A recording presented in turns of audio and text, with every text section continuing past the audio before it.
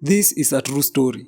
A story about fear, a story about power, and a story about a man who once believed he could outrun his own fate. On the night of October 10th in the year 2019, a name was whispered in fear across Meru and Nyeri. In the quiet corners of towns and villages, mothers warned their children never to mention that name outside. And that name is Sniper. To some, he was a ghost. To others, he was a nightmare that refused to sleep. But long before that night of quiet tension, long before police sirens haunted the streets he once walked in, there was a beginning. Sniper was born in the year 1990 in the Kamakwa area of Nyeri. A peaceful place on the surface, but deep beneath the calm, outlaw stories were shared like legendary tales. In his childhood, he often heard the names that sent chills across the region. The names included Wanugu, Ashosho, and Rasta. They were villains to most people, but to young Sniper they were legends, and proof that one man could rise from nothing and still be feared. He grew up with curiosity for danger.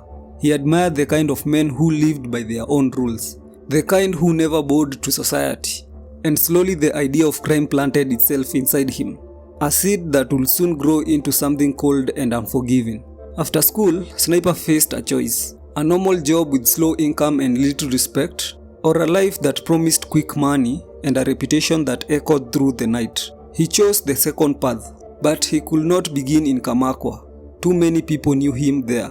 So he traveled to Nyeri town and found a home in the famous Majengo slums, a place where the law did not always reach, a known refuge for criminals and runaways. His criminal journey started small: pickpocketing, street thefts, a little trick here and there to survive. But trouble has a way of noticing those who are ready for more. And soon, Sniper would meet the man who will change his destiny forever. In the year 2015, Sniper met a man called Paul Doita, a man who walked with confidence, a man who already had a name in the underworld. Paul saw fire in Sniper, he saw potential, and he offered him a big game, something beyond petty crime, something that came with real money and real fear. To convince him, Paul mentioned a familiar name, a gospel artist from Sniper's own home area, Samuel Gishuki, known by many as Sammy Boy, a man already inside the plan, a man who had already chosen the darker road. If someone like Sammy Boy could step into crime, then Sniper believed he could too. August 6th, the year was 2015, just a few minutes after 8 at night, a night that still remains one of the most terrifying in Gilgil history. Armed men forced themselves into the home of a British investor named Christine Mary Campbell. They carried guns, they carried machetes, and they carried a cold determination that showed no mercy. Inside the home were Christine, her husband, her elderly mother, 2 friends who were visiting, and 3 domestic workers. None of them was spared from fear. For 6 long hours, the gang controlled the house. They tied everyone up. They took everything of value they could find: cash, electronics, jewelry, phones, and they never once covered their faces because they did not care who saw them.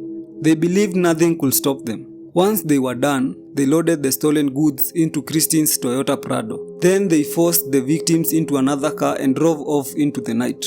The silence into that car was heavy. The fear was darker than the road ahead.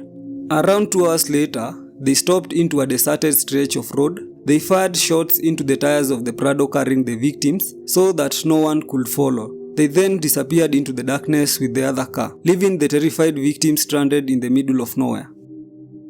The victims reported the attack as soon as they found help. A serious manhunt began. Police from Gilgil moved fast, and within 2 days, they tracked down some of the stolen goods in a blue van hidden in Kinoo near Nairobi. The van had been rented by none other than Sammy Boy. He had claimed he only needed it to travel home. The police arrested him, and one after another, they arrested the entire crew including Sniper. They were taken to court, they were denied freedom, and they were moved to Naivasha Remand Prison to wait for trial. A bond of 1.2 million Kenyan shillings was set for each suspect, a price that only a few could afford. Sniper had no rich relatives, no strong connection outside those prison walls, so while others found their way out and walked freely as they waited for their case, Sniper remained behind bars, alone and forgotten. But you know what? Prison did not break him. It shaped him. It sharpened him. It taught him the ways of men who had done worse. Inside that place, he met criminals whose stories were written in blood, men who did not fear death, and from them he learned, he changed, He hardened, his plans grew darker, his ambition grew stronger. By the time his bond was finally cleared in early 2017, Sniper had fully transformed. He walked out of Naivasha with a cold fire in his eyes. He returned to Majengo slum not as a petty thief, but as a man ready to take control, ready to become a name that will haunt Nyeri, and ready to build a legacy born from fear. Because he no longer wanted to survive, he wanted to rule. And here is where part 1 ends. What Sniper becomes from here will turn the streets of central Kenya into haunting grounds. Police forces will rise against him. Top government security officers will get involved, and many will pay the price. In part 2, we will uncover the rise of Sniper as one of the most feared criminals in Meru and Nyeri. We will reveal how his final night became the night he lost everything. The night his name will finally stop traveling across the region in whispers. Part 2 is coming soon. Make sure you subscribe and stay with us as we continue with the story of Sniper.